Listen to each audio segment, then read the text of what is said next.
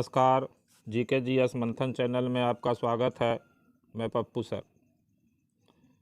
आज इस वीडियो में उत्तर प्रदेश PCS यानी Uttar Pradesh provincial civil service PT exam 2023 जो 14 मई 2023 को आयोजित की गई, इस परीक्षा का समान अध्ययन यानी कि जनरल स्टडीज पेपर का व्याख्यात्मक उत्तर प्रस्तुत किया जा रहा है। प्रश्न संख्या 1 है, निम्नलिखित में कौन सा प्रावधान संविधान का भाग सही सुमेलित नहीं है? ए संघ राज्य क्षेत्र भाग 8, बी अनुसूचित और जनजाति क्षेत्र भाग 10, सी अधिकरण भाग 11 और डी राजभाषा भाग 17। इसका सही उत्तर है सी अधिकरण भाग 11। ये गलत है। अधिकरण जो है वो संविधान के भाग 14 सब क्लाउज ए में है। बाकी तीनों विकल्प सही है। संघ राज्य क्षेत्र भाग 8 में, अनुसूचित जाति और जनजाति क्षेत्र भाग 10 में और राजभाषा भाग 17 में। प्रश्न संख्या 2 है,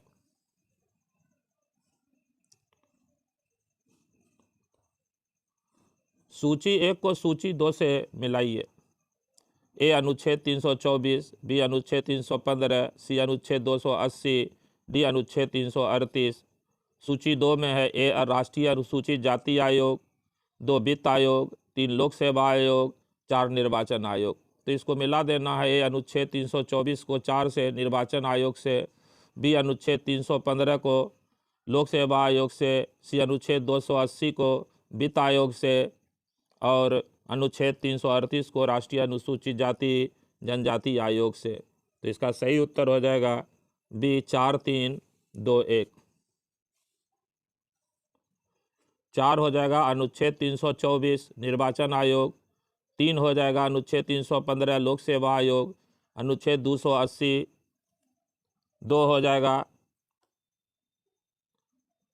अनुच्छेद 280 लोक सेवा आयोग हो जाएगा,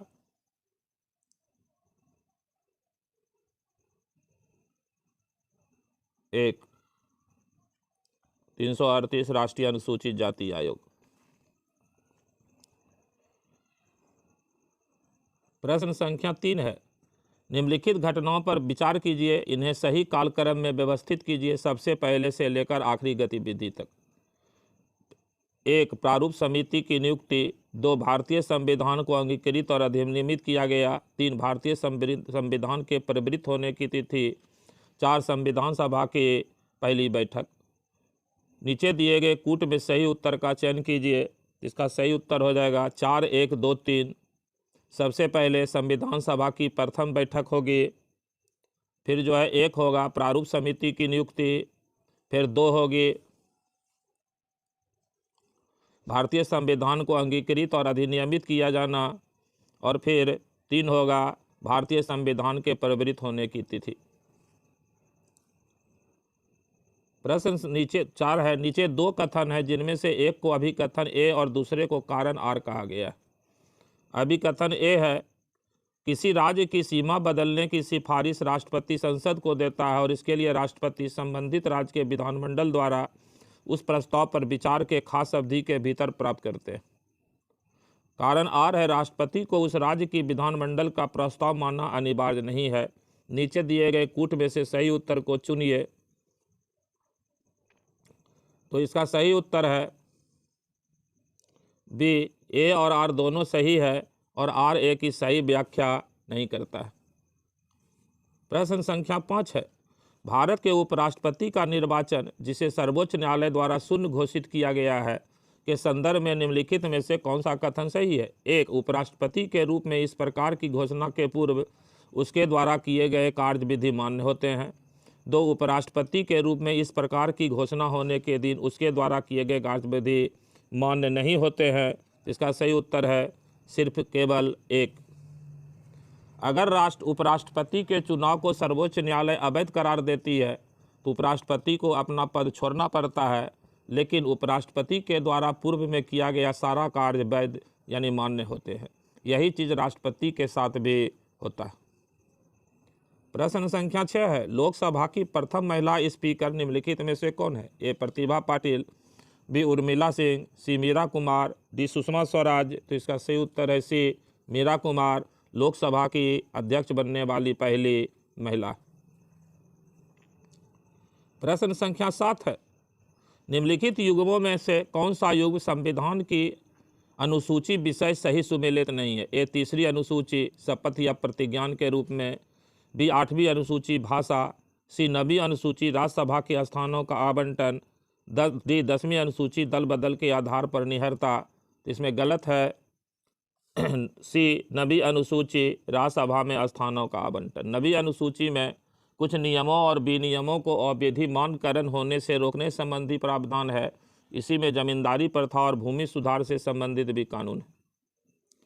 प्रश्न संख्या 8 है, भारतीय संविधान के प्रारंभ में किस अवधि के लिए सभी सरकारी उद्देश्यों हेतु अंग्रेजी भाषा के उपयोग के लिए अनुमति प्रदान की गई? ए 5 वर्ष, बी 10 वर्ष, सी 15 वर्ष, डी 20 वर्ष। तो इसका सही उत्तर है सी 15 वर्ष। संविधान के प्रारंभ पर यह कहा गया कि अंग्रेजी संविधान लागू होने के अगले 15 वर्षों तक राजभाषा के रूप में कार्य करती रहेगी। प्रश्न संख्या 9 है, नीचे दिए गए कथन हैं जिनमें से एक को अभिकथन ए और दूसरे को कारण आर कहा गया है।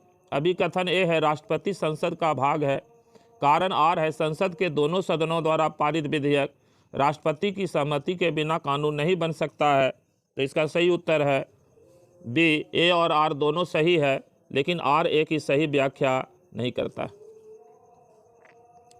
प्रश्न संख्या 10 है, संघ वित्त आयोग के संदर्भ में निम्नलिखित में कौन सा कथन सही है? एक, वित्त आयोग में एक अध्यक्ष तथा 6 सदस्य होते हैं। 2, यह अपना प्रतिवेदन नीति आयोग को प्रस्तुत करता है। नीचे दिए गए कूट में कौन सा कथन सत्य है?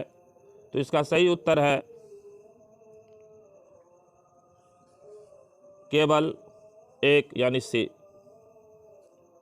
वित्त आयोग में एक अध्यक्ष सहित 6 सदस्य होते हैं। अध्यक्ष और सदस्यों की नियुक्ति राष्ट्रपति करते हैं। वित्त आयोग का स्थापना वित्त आयोग के गठन का प्रावधान संविधान के अनुच्छेद 280 में है, लेकिन वित्त आयोग अपना रिपोर्ट नीति आयोग को नहीं बल्कि वित्त आयोग अपना रिपोर्ट राष्ट्रपति को प्रस्तुत करते हैं। प्रश्न संख्या 11 है, नीचे उच्चतम न्यायालय को मौलिक अधिकारों के हनन रोकने के लिए रिट जारी करने की शक्ति के संबंध में 2 कथन दिए गए हैं। पहला, उच्चतम न्यायालय को यह शक्ति प्रदत्त है कि वह बंदी प्रत्यक्षीकरण, परमादेश, प्रतिषेध, अधिकार परीक्षा और उत्प्रेषण रीट जो भी मूल अधिकार को लागू करने के लिए समुचित हो उस रीट का प्रयोग कर सकती है। दूसरा है, संसद को अधिकार है कि वह कानून बनाकर किसी अन्य न्यायालय को अपनी आधिकारिक स्थानीय सीमाओं के अंदर उच्चतम न्यायालय की दी गई इन शक्तियों का प्रयोग कर सकता है। नीचे दिए गए कूट में कौन सा कथन सही है? तो 11 का सही आंसर है ए, 1 और 2 दोनों सही है। प्रश्न संख्या 12 है, भारत के महान्यायवादी के संदर्भ में निम्नलिखित कथनों में से कौन सा कथन सही है? एक, महान्यायवादी के पद पर ऐसे व्यक्ति की नियुक्ति होगी जो कि उच्चतम न्यायालय का न्यायाधीश नियुक्त होने के लिए अर्हता हो, ये सही है। 2, महान्यायवादी को उनके पद से उसी प्रक्रिया से हटाया जा सकता है जैसे कि उच्चतम न्यायालय के न्यायाधीश को हटाया जा सकता है। निम्नलिखित में से कौन सा उत्तर सही है? इसका सही उत्तर है सिर्फ एक यानी कि मूल महान्यायवादी बनने के लिए वही योग्यता अपेक्षित है जो योग्यता सर्वोच्च न्यायालय यानी जो है उच्चतम न्यायालय का न्यायाधीश बनने के लिए अपेक्षित है। बाकी 2 नंबर जो है कथन गलत है, क्योंकि महान्यायवादी राष्ट्रपति के प्रसाद पर्यंत अपने पद पर रहते हैं। प्रश्न संख्या 13 है, भारत के एक राज्य में विधान परिषद के गठन के संदर्भ में निम्नलिखित में से कौन सा कथन सही है? एक विधान परिषद में उस राज्य की विधानसभा की कुल सदस्य संख्या के 1/3 से अधिक सदस्य नहीं हो सकते, ये सही है। दूसरा, एक राज्य की विधान परिषद में कम से कम 40 सदस्य अवश्य होने चाहिए, ये भी सही है। दिए गए कूट में कौन सा सही है? तो इसका सही उत्तर है 1 और 2 दोनों सही है। प्रश्न संख्या 14 है, संसद में उत्तर प्रदेश के प्रतिनिधित्व के संदर्भ में निम्नलिखित कथनों में से कौन सा सही है? एक, राज्यसभा के लिए उत्तर प्रदेश को 31 सीटें आवंटित है। 2, लोकसभा के 80 सदस्य उत्तर प्रदेश से निर्वाचित होते हैं। इस कूट में इसके सही उत्तर का चयन कीजिए। तो इसमें दोनों सही है, 1 और 2 दोनों सही है। लोकसभा में उत्तर प्रदेश के 80 सीट हैं और राज्यसभा का उत्तर प्रदेश में जो है 31 सीट है। प्रश्न संख्या 15 है, संसद के सचिवालय में पदों के संदर्भ में कौन सा कथन सही है? 1, संसद के प्रत्येक सदन के सचिवालय के लिए सम्मिलित पदों को सृजित किया जा सकता है। 2, संसद को अपने किसी भी सदन के सचिवालय स्टाफ की सेवा शर्तों को विनियमित करने का अधिकार देता है। नीचे दिए गए सही कूट में से सही उत्तर का चयन कीजिए। इसका सही उत्तर है सी, दोनों, 1 और 2 दोनों सही है। यानी संसद के प्रत्येक सदन के सचिवालय के लिए सम्मिलित पदों को सृजित किया जा सकता है। और दूसरा, संसद को अपने किसी भी सदन के सचिवालय स्टाफ की सेवा शर्त को विनियमित करने का अधिकार प्राप्त है। प्रश्न संख्या 16 है, निम्नलिखित कथनों में से ग्राम सभा के संबंध में कौन सा कथन सत्य नहीं है? ए, इसके कार्य और शक्तियां ग्राम स्तर पर उसी प्रकार हैं जैसे राज्य व्यवस्थापिका के राज्य स्तर पर होते हैं। बी, इसकी शक्तियों का निर्धारण केंद्रीय सरकार के द्वारा होता है।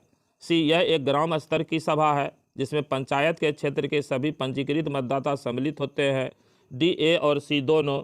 इसका सही उत्तर है बी, इसकी शक्तियों का निर्धारण केंद्र सरकार के द्वारा होता है। ये गलत है क्योंकि पंचायती राज राज्य सूची का विषय है और राज्य सरकार इसकी शक्तियों को निर्धारित करती है। प्रश्न संख्या 17 है, पंचायतों के समस्त चुनावों का संचालन करता है। ए, राज्य व्यवस्थापिका। बी, राज्य निर्वाचन आयोग। सी, भारत का निर्वाचन आयोग। डी, पंचायती राज आयोग। तो इसका सही उत्तर है बी, राज्य निर्वाचन आयोग। पंचायती राज व्यवस्था राज्य सूची का विषय है और पंचायती राज के सभी स्तर के चुनावों का संचालन राज्य निर्वाचन आयोग के द्वारा करवाया जाता है। प्रश्न संख्या 18 है, पंचायती राज पर अशोक मेहता समिति प्रतिवेदन 1977 की प्रमुख सिफारिशों के संदर्भ में निम्नलिखित कथनों में से कौन सा सही है? ये पंचायती राज के 3 स्तरीय व्यवस्था के स्थान पर द्विस्तरीय व्यवस्था होनी चाहिए। 2, राज्य स्तर के नीचे पर्यवेक्षण होती खंड को विकेंद्रीकरण का प्रथम बिंदु माना जाना चाहिए। इसका सही उत्तर है केवल 1, यानी 2 स्टेटमेंट दूसरा गलत है। राज्य स्तर के नीचे पर्यवेक्षण हेतु खंड को विकेंद्रीकरण का प्रथम बिंदु माना चाहिए, ये गलत है। सिर्फ 1 सही है कि पंचायती राज के 3 स्तरीय व्यवस्था के स्थान पर 2 स्तरीय व्यवस्था होनी चाहिए। प्रश्न संख्या 19 है, सर्वोच्च न्यायालय के एक न्यायाधीश का त्यागपत्र संबोधित होता है। ए, भारत के मुख्य न्यायाधीश को। बी, सर्वोच्च न्यायालय के वरिष्ठतम न्यायाधीश को। सी, राष्ट्रपति को। डी, प्रधानमंत्री को। इसका सही उत्तर है सी, राष्ट्रपति को। सर्वोच्च न्यायालय के न्यायाधीश हों, सर्वोच्च न्यायालय के मुख्य न्यायाधीश हों, ये सभी अपना त्यागपत्र राष्ट्रपति के नाम संबोधित करके देते हैं। प्रश्न संख्या 20 है, निम्नलिखित में से कौन भारतीय संविधान के अनुच्छेद 20 का हिस्सा नहीं है? ए, स्वयं अपने विरुद्ध साक्षी। बी, दोहरे दंड की धारा होने से निषेध। सी, यातना के विरुद्ध निषेध। डी, कायोत्तर विधि। इसका सही उत्तर है सी, यातना के विरुद्ध निषेध का चर्चा अनुच्छेद 20 में नहीं है। बाकी तीनों चीज अनुच्छेद 20 में है कि किसी भी आरोपी व्यक्ति को अपने विरुद्ध गवाही देने के लिए बाध्य नहीं किया जा सकता। ए, दोहरे दंड पर प्रतिबंध लगा दिया गया है। बी, यानी किसी भी अपराध के लिए 1 से अधिक बार दंडित नहीं किया जा सकता है। और डी, कार्योत्तर विधि, यानी ऐसी कोई भी विधि नहीं बनाई जा सकती है जिसको कि विधि बनने के पूर्व के तारीख से यानी पहले की तारीख से लागू किया जा सके। इसको कहा गया है कि किसी भी कानून का भूतलक्षी प्रभाव बीते हुए तारीख से प्रभाव नहीं हो सकता। प्रश्न संख्या 21 है, निम्नलिखित में कौन सा प्रावधान नीति निर्देशक तत्वों तथा मूल कर्तव्यों दोनों का एक भाग है? ए, अभिभावक बच्चों को शिक्षा के अवसर दिलवाएं। बी, पर्यावरण का संरक्षण। सी, उद्योगों के प्रबंध में कर्मकारों का भाग लेना। डी, समान नागरिक संहिता। इसका सही उत्तर है बी, पर्यावरण का संरक्षण। ये राज्य के नीति निर्देशक सिद्धांत में भी है और मौलिक कर्तव्य में भी है। प्रश्न संख्या 22 है, संसद की संयुक्त बैठक के संदर्भ में निम्नलिखित कथनों में से कौन सा कथन सही है? एक अनुच्छेद कुछ दशाओं में संसद की दोनों सदनों की संयुक्त बैठक का प्रावधान करती है। दोनों सदनों की संयुक्त बैठक की अध्यक्षता स्पीकर यानी लोकसभा अध्यक्ष करते हैं। नीचे दिए गए कूट में से सही उत्तर का चयन कीजिए। इसका सही उत्तर है सी, 1 और 2 दोनों।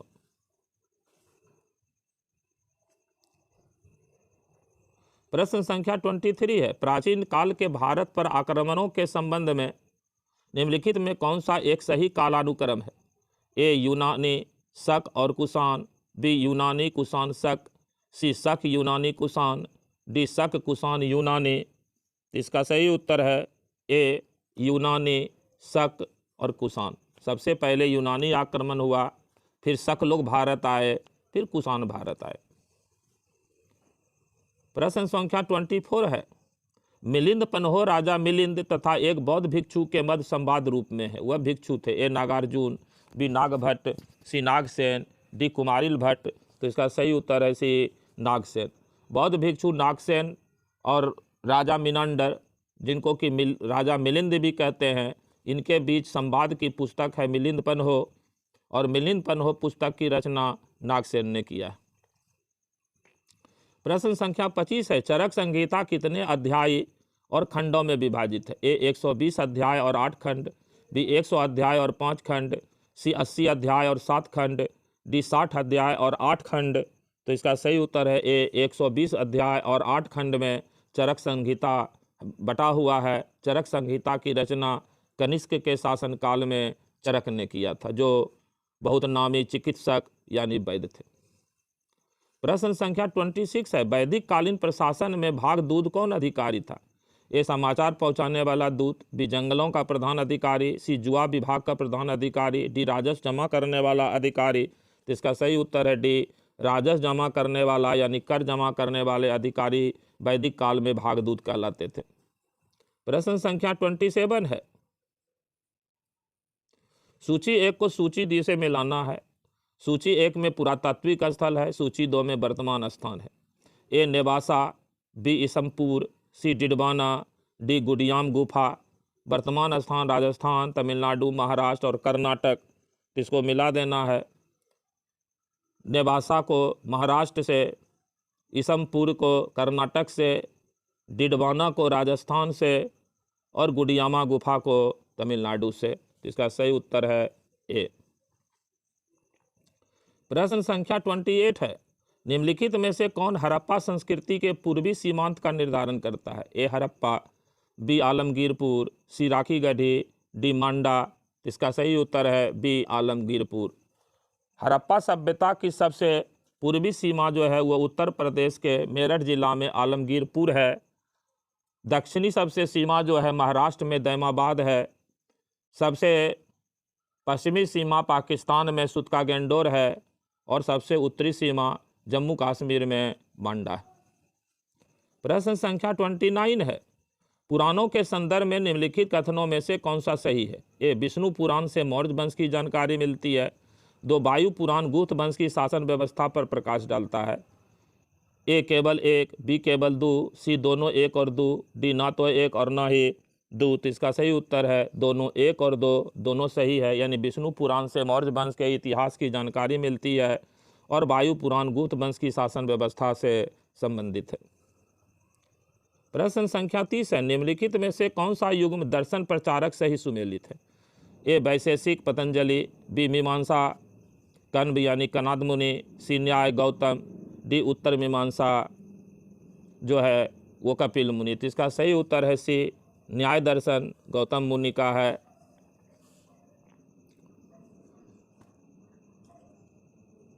प्रश्न संख्या 31 है, कैप्टन हॉकिंस के संदर्भ में निम्नलिखित कथनों में से कौन सा सही है? 1 वह 1611 में जेम्स प्रथम के दूत के रूप में भारत आया। 2 वह तुर्की भाषा का बहुत अच्छा ज्ञाता था। ए केवल 1, बी केवल 2, सी 1 और 2 दोनों, डी ना तो 1 और ना ही 2।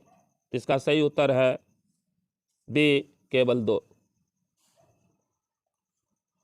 वह तुर्की भाषा का अच्छा ज्ञाता था, यह हॉकिंस के बारे में सही है, लेकिन 1 नंबर जो है गलत है कि हॉकिंस 1611 में जेम्स प्रथम के दूत के रूप में भारत आया था। हॉकिंस 1608 ईस्वी में जेम्स प्रथम के दूत के रूप में भारत आया था। प्रश्न संख्या 32 है, खरीदादार कौन था? ए फरमानों को भेजने वाला अधिकारी, बी शाही महल का प्रधान संरक्षक, सी परगना का प्रमुख ऑफिसर, डी अधिकारी जो हिसाब किताब में प्रवीण होता था। इसका सही उत्तर है ए फरमानों को भेजने वाला अधिकारी खरीदादार कहलाते थे। प्रश्न संख्या 33 है, सूची 1 को सूची 2 से मिलाइए। सूची 1 में पुस्तक है, सूची 2 में विषय है। सूची 1 में है मीरात ए सिकंदरी, बी बुरहान ए मासिर, सी रियाज उस सलातीन, डी रियाज उल इंसा। विषय है बंगाल का इतिहास, बहमनी के अहमदनगर का इतिहास, 3 महमूद गवाह के पत्रों का संग्रह, डी गुजरात विजय। तो इसका सही उत्तर होगा ए 4213।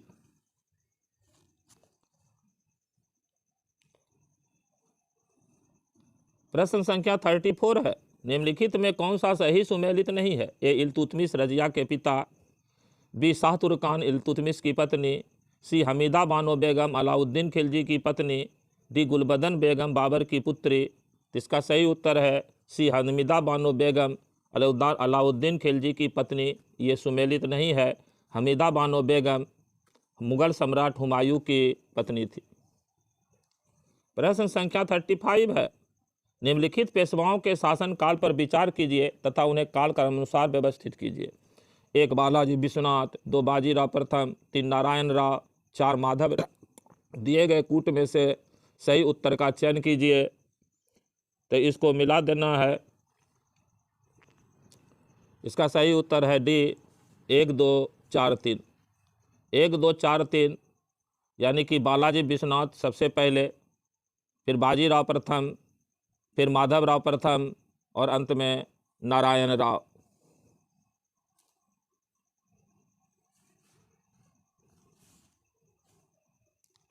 प्रश्न संख्या 36 है, निम्नलिखित में से कश्मीर के किस शासक ने जजिया और गौ हत्या को समाप्त किया? ए शमसुद्दीन शाह, बी सिकंदर शाह, सी जैनुल आबदीन, डी हैदर शाह। इसका सही उत्तर है सी जैनुल आबदीन। कश्मीर के राजा जैनुल आबदीन ने कश्मीर में जजिया और गौ हत्या को समाप्त कर दिया था। जैनुल आबदीन को कश्मीर का अकबर कहा जाता है। प्रश्न संख्या 37 है, निम्नलिखित में से कौन फिरोज तुगलक के नागरकोट अभियान के दौरान संग्रहित 300 संस्कृत पुस्तकों का अनुवाद किया? ए अजीजुद्दीन खां, बी तालिब अमूली, सी मुल्ला अब्दुल बाकी, डी मिर्ज़ा मोहम्मद अली। जिसका सही उत्तर है ए अजीजुद्दीन खान ने 300 संस्कृत पुस्तकों का अनुवाद किया। प्रश्न संख्या 38 है, संगीत की टप्पा शैली निम्नलिखित में से किस मुगल सम्राट के दरबार में परिष्कृत एवं विकसित हुई? ए अकबर, बी जहांगीर, सी शाहजहां, डी मोहम्मद शाह। इसका सही उत्तर है डी मोहम्मद शाह के समय में संगीत की टप्पा शैली विकसित और पल्लवित हुई थी। प्रश्न संख्या 39 है, निम्नलिखित में से कौन कवियत्री पुस्तक सही सुमेलित नहीं है? ए दयाबाई विनय मल्लिका, बी सहोजाबाई सहज प्रकाश, सी गंगाबाई गणेश देव लीला, डी सोन कुमारी सबर्ण बेली की कविता। इसका सही उत्तर है सी गंगाबाई गणेश देव लीला।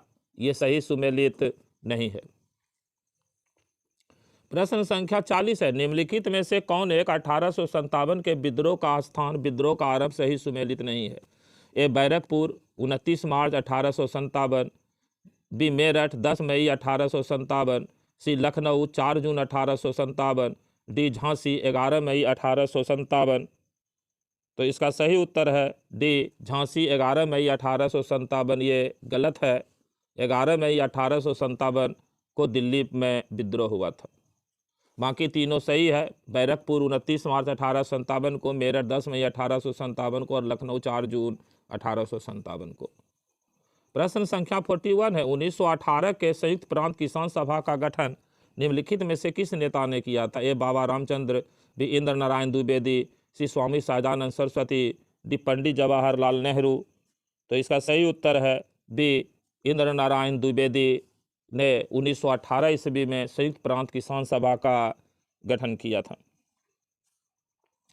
प्रश्न संख्या 42 है, निम्नलिखित में से कौन सा संगठन दिल्ली में वायसराय लॉर्ड हार्डिंग पर बम फेंकने के लिए उत्तरदायी था?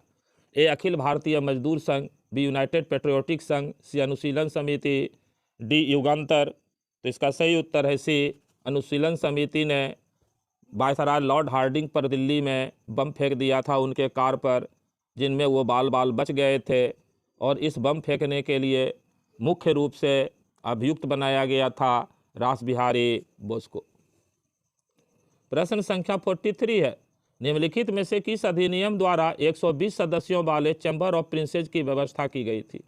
ए 1853 का चार्टर एक्ट, बी 1893 का अधिनियम, सी 1909 का अधिनियम, डी 1919 ईस्वी का अधिनियम। जिसका सही उत्तर है डी, 1919 ईस्वी के अधिनियम के द्वारा 120 सदस्यीय चैम्बर ऑफ प्रिंसेस की व्यवस्था की गई थी। प्रश्न संख्या 44 है, ई.वी. रामास्वामी नायकर के संदर्भ में निम्नलिखित कथनों में से कौन सा कथन सही है? एक, उन्होंने असहयोग आंदोलन में हिस्सा लिया। दो, उन्होंने 1925 में कांग्रेस छोड़ दी। नीचे दिए गए कूट का प्रयोग करते हुए सही उत्तर का चयन कीजिए। इसका सही उत्तर है सी, दोनों, एक और दो। ई.वी. रामास्वामी नायकर के संदर्भ में दोनों कथन सही है कि उन्होंने असहयोग आंदोलन में हिस्सा लिया और 1925 ईस्वी में उन्होंने कांग्रेस छोड़ दिया। प्रश्न संख्या 45 है, नेताजी सुभाष चंद्र बोस द्वारा आज़ाद हिंद फौज के हिस्से के रूप में गठित महिला रेजिमेंट का क्या नाम था? ए रानी भवानी रेजिमेंट, बी रानी झांसी रेजिमेंट, सी भारत माता रेजिमेंट, डी वीरांगना रेजिमेंट। इसका सही उत्तर है रानी झांसी रेजिमेंट, नेताजी द्वारा स्थापित महिला रेजिमेंट का नाम था। प्रश्न संख्या 46 है, 1857 में बरेली उत्तर प्रदेश में क्रांति का नेता कौन था? ए हजरत महल, बी खान बहादुर खां, सी कुंवर सिंह, डी नाना साहेब। तो इसका सही उत्तर है बी, खान बहादुर खां। उत्तर प्रदेश में बरेली से 1857 के विद्रोह का नेतृत्व खान बहादुर खान कर रहे थे। हजरत महल लखनऊ से कर रही थी, अवध से कुंवर सिंह बिहार से आरा से कर रहे थे और नाना साहब कानपुर से विद्रोह का नेतृत्व कर रहे थे। प्रश्न संख्या 47 है, कालक्रम की दृष्टि से निम्नलिखित घटनाओं में कौन सी अंतिम थी? ए होम रूल आंदोलन, बी खिलाफत आंदोलन, सी जलियांवाला बाग हत्याकांड, डी मोपला विद्रोह। तो इसका सही उत्तर है डी, मोपला विद्रोह। मोपला विद्रोह 1921 ईस्वी में हुआ था। इनमें होम रूल आंदोलन 1916, जलियांवाला बाग हत्याकांड 1919, खिलाफत आंदोलन 1920। प्रश्न संख्या 48 है, निम्नलिखित में कौन महिला स्वतंत्रता सेनानी भारत छोड़ो आंदोलन से संबंधित नहीं है? ए मातंगनी हजारा, बी अरुणाचल अली, सी कनक लता बरुआ, डी शांति घोष। तो इसका सही उत्तर है डी, शांति घोष। बाकी तीनों मातंगनी हजारा, अरुणाचल अली और कनक लता बरुआ भारत छोड़ो आंदोलन से संबंधित महिला थी। प्रश्न संख्या 49 है, निम्नलिखित में कौन सा सहायक नदी सही सुमेलित नहीं है? ए मंजरा गोदावरी, बी हेमावती कावेरी, सी मालप्रभा कृष्णा, डी प्राणहिता महानदी। तो इसका सही उत्तर है डी, प्राणहिता महानदी। ये गलत है। बाकी मंजरा गोदावरी का है, हेमावती कावेरी का है और मालप्रभा कृष्णा का है, ये सही है। प्राणहिता गलत है महानदी का। प्रश्न संख्या 50 है, निम्नलिखित में से किस स्थान पर अलकनंदा एवं भागीरथी नदी मिलती है? ए विष्णु प्रयाग, बी कर्ण प्रयाग, सी रुद्र प्रयाग, डी देव प्रयाग। तो इसका सही उत्तर है डी, देव प्रयाग में भागीरथी और अलकनंदा नदी का संगम होता है और इसी संगम को सास बहू का संगम भी कहा जाता है। प्रश्न संख्या 51 है, निम्नलिखित कथनों में से लेटेराइट मिट्टी के विषय में कौन सा कथन सही है? एक, यह मिट्टी उच्च तापमान एवं भारी वर्षा वाले क्षेत्रों में विकसित होती है। दो, इस मिट्टी में लौह ऑक्साइड एवं एल्युमिनियम की कमी पाई जाती है। नीचे दिए गए कूट में से सही उत्तर का चयन कीजिए। जिसका सही उत्तर है सिर्फ एक, यानी केवल एक। यह मिट्टी उच्च तापमान एवं भारी वर्षा वाले क्षेत्रों में विकसित होती है, ये सही है। प्रश्न संख्या 52 है, पराबैंगनी विकिरणों को अवशोषित करने वाली ओजोन परत किस वायुमंडलीय स्तर में स्थित है? ए क्षोभ मंडल, बी मध्य मंडल, सी समताप मंडल, डी ताप मंडल। तो इसका सही उत्तर है सी समताप मंडल, यानी स्ट्रेटोस्फेयर का ही ऊपरी भाग को ओजोन मंडल कहा जाता है। प्रश्न संख्या 53 है, भारत की प्रमुख नदियों और उनके उद्गम स्थलों के जोड़े बनाइए। ए यमुना, बी कृष्णा, सी गोदावरी, डी महानदी। उद्गम स्थल है यमुना, सिघावा, नासिक, महाबलेश्वर, यमुनोत्री। तो इसका सही उत्तर है 4, 2, 1, 3। यमुना जो है यमुनोत्री से निकलती है, यमुना जो है यमुनोत्री से निकलती है। कृष्णा जो है महाबलेश्वर से निकलता है। गोदावरी जो है वो नासिक से निकलती है और महानदी जो है वो सिहावा से निकलती है।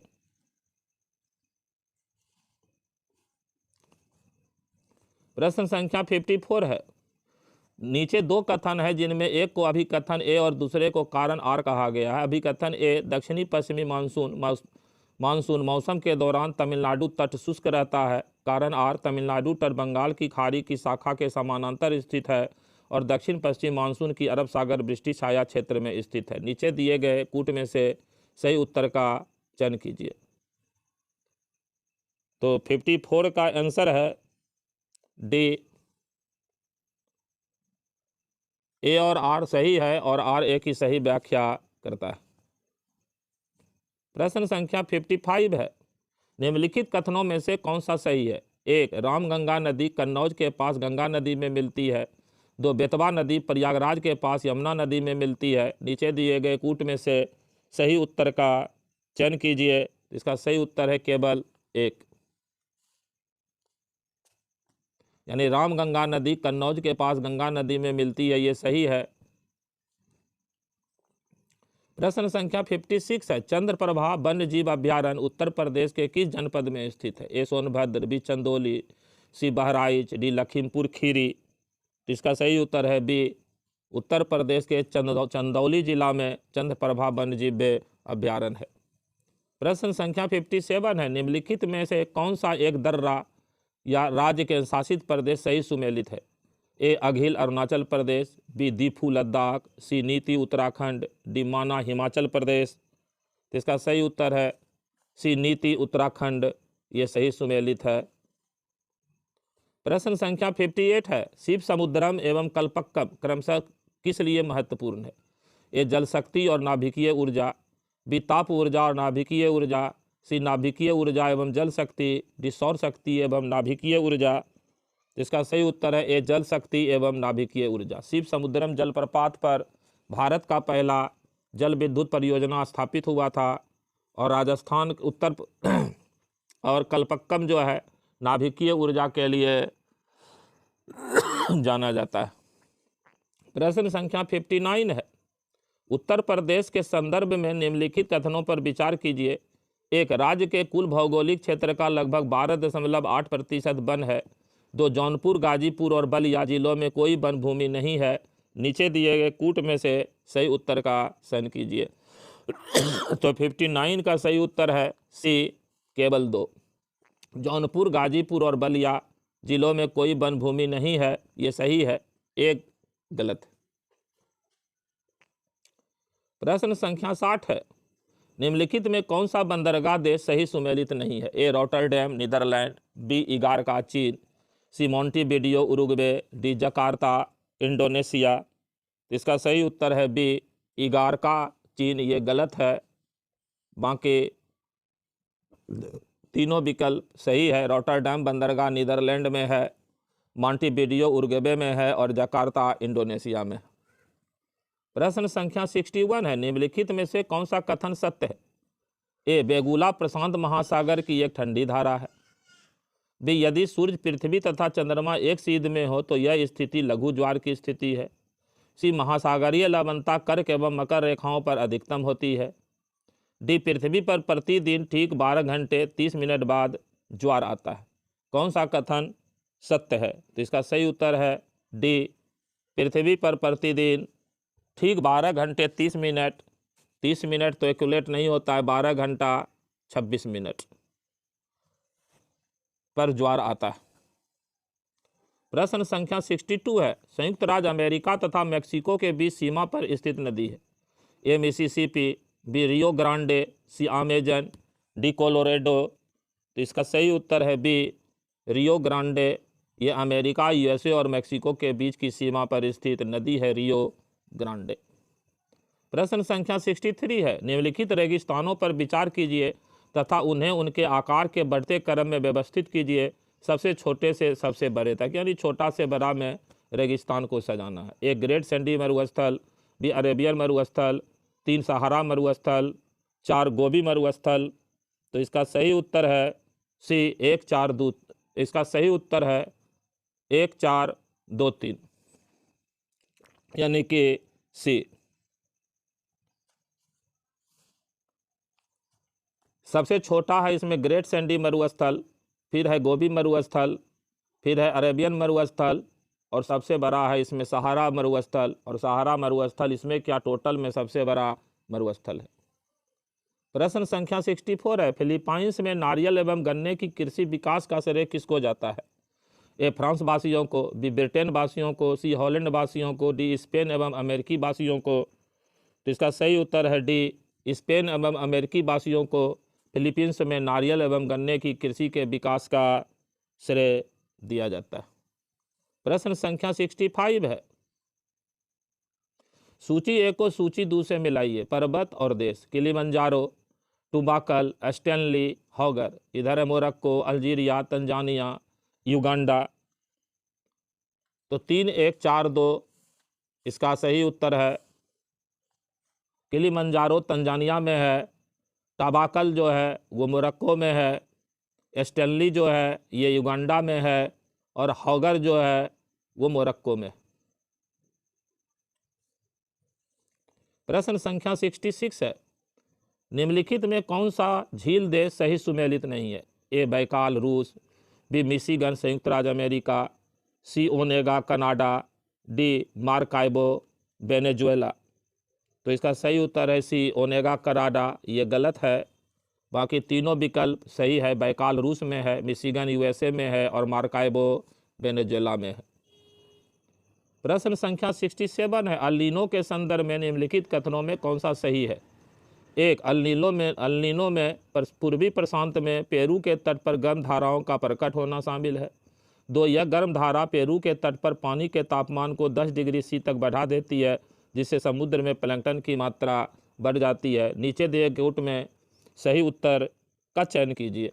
इसका सही उत्तर है केवल 1, यानी अल्नीनो में पूर्वी प्रशांत में पेरू के तट पर गर्म धाराओं का प्रकट होना शामिल है। 67 के बाद है 68, दक्षिणी गोलार्ध में हवा का बाईं ओर विक्षेपित होने का क्या कारण है? ए तापमान, बी कोरियोलिस बल, सी चुंबकीय क्षेत्र, डी दबाव। इसका सही उत्तर है बी कोरियोलिस बल। पृथ्वी जब अपने अक्ष पर घूमती है तो इसके घूमने के कारण एक बल उत्पन्न होता है, इसी बल को कोरियोलिस बल कहते हैं। और कोरियोलिस बल के बारे में सबसे पहले फेरल विद्वान ने बताया, इसलिए इनको फेरल का नियम भी कहते हैं। और फेरल का नियम या कोरियोलिस बल यह कहता है कि दक्षिणी गोलार्ध में हवा अपनी बाईं ओर और उत्तरी गोलार्ध में हवा अपनी दाईं ओर विक्षेपित हो जाती है, यानी मुड़ जाती है। प्रश्न संख्या 69 है, निम्नलिखित में से यूक्रेन का सबसे बड़ा कोयला उत्पादक केंद्र कौन सा है? ए जोपोरिजिया, बी खार्किव, सी डोनेटस्क, डी कीव। तो इसका सही उत्तर है सी डोनेटस्क, यूक्रेन का सबसे बड़ा कोयला उत्पादक क्षेत्र है। प्रश्न संख्या 70 है, माउंट न्यूमैन निम्नलिखित में से किस खनिज के लिए प्रसिद्ध है? ए लॉयस्क, बी मैंगनीज, सी तांबा, डी बॉक्साइट। तो इसका सही उत्तर है ए लॉयस्क। माउंट न्यूमैन लॉयस्क खनिज के लिए विश्वविख्यात है। प्रश्न संख्या 71 है, फरवरी 2023 तक उत्तर प्रदेश में अमृत भारत स्टेशन योजना के तहत आधुनिकीकरण के लिए कितने रेलवे स्टेशनों की पहचान की गई है? ए 57, बी 82, सी 123, डी 149। तो इसका सही उत्तर है डी 149, यानी 149 रेलवे स्टेशन उत्तर प्रदेश का अमृत भारत स्टेशन योजना के तहत पहचानित किया गया। प्रश्न संख्या 72 है, दिसंबर 2022 में सुदर्शन प्रहार सैन्य अभ्यास कहाँ किया गया था? ए गुजरात, बी राजस्थान, सी उत्तर प्रदेश, डी मध्य प्रदेश। तो इसका सही उत्तर है बी राजस्थान में दिसंबर 2022 को सुदर्शन प्रहार सैन्य अभ्यास किया गया।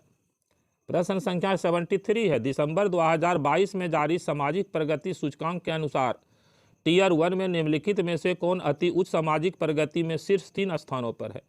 ए पांडिचेरी, लक्षद्वीप और गोवा, बी मिजोरम, हिमाचल प्रदेश और लद्दाख, सी केरल, नागालैंड और मेघालय, डी उपर्युक्त में से कोई नहीं। तो इसका सही उत्तर है ए पांडिचेरी, लक्षद्वीप और गोवा दिसंबर 2022 में जारी सामाजिक प्रगति सूचकांक के टियर 1 में शामिल है। प्रश्न संख्या 74 है, निसार उपग्रह निम्नलिखित में से किन संगठनों द्वारा संयुक्त रूप से विकसित किया गया है? ए इसरो और नासा, बी ईएसए और इसरो, सी ईएसए और नासा, डी रोस्कोसमोस और सीएनएसए। इसका सही उत्तर है ए इसरो और नासा के द्वारा ये संयुक्त रूप से विकसित उपग्रह है निसार उपग्रह।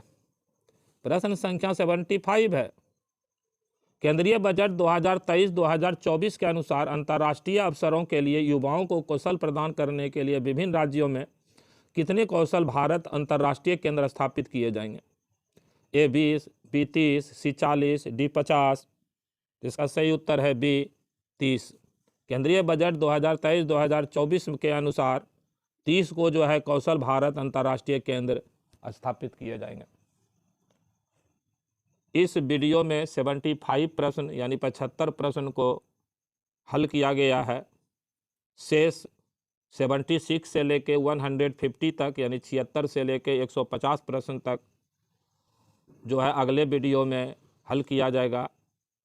तब तक के लिए जय हिंद, जय भारत, नमस्कार।